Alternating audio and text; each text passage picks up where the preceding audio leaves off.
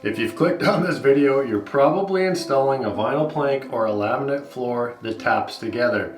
You've gotten to the end of your run and you're struggling. Now you're either right in the process or you're planning for the future. Either way, this is what you need to do. You need to grab one of these handy little bars. I ordered this one off Amazon. It was 18 bucks. I'll put a link in the description. You can usually find these at the Home Depot or at the hardware store. And it's just a bar that curves down and curves back. So as you get in tight to the wall and your tapping block's not working anymore because you can't swing the hammer in, you pretty much need one of these bars. There's other creative ways that you can do if you don't have a bar. I'll show you that quickly. So the piece is in, your tapping block's not working, there's no room to swing the hammer.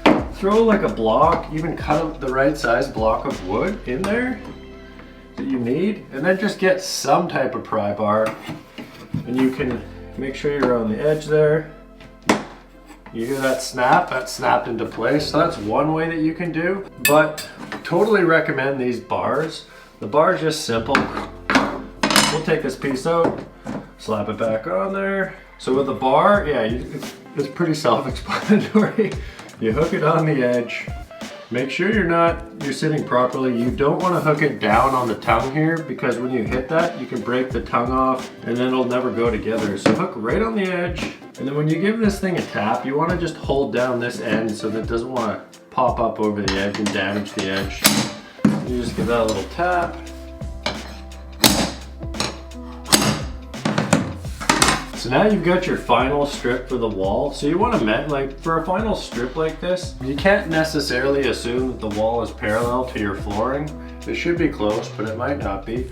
So I usually will measure it in 3 spots, mark it out on the wood. If the line's parallel, you can cut this on a table saw on the fence. If it's not parallel, you can just freehand cut it. So in this case, the line was a little off, so I freehand cut this on the table saw.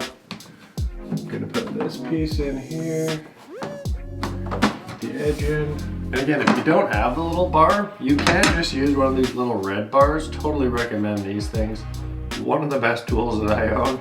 So yeah, if you get the little red bar in there, you can kind of twist it sideways and get that thing in place.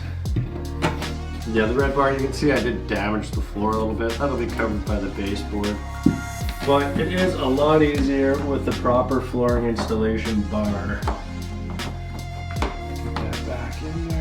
Yeah, so with the flooring bar, especially when you do cut that tongue off, the bar will sit even nicer on the last piece.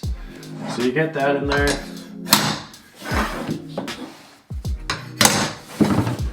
Work your way along.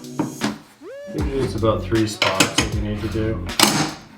If you're installing these tap together floors, definitely grab one of these installation bars. Very handy. And it'll last you a lifetime. If you're good at installing floors, I'm sure all your friends will want you to help them put their floors in too. Thanks for watching, hope that was helpful.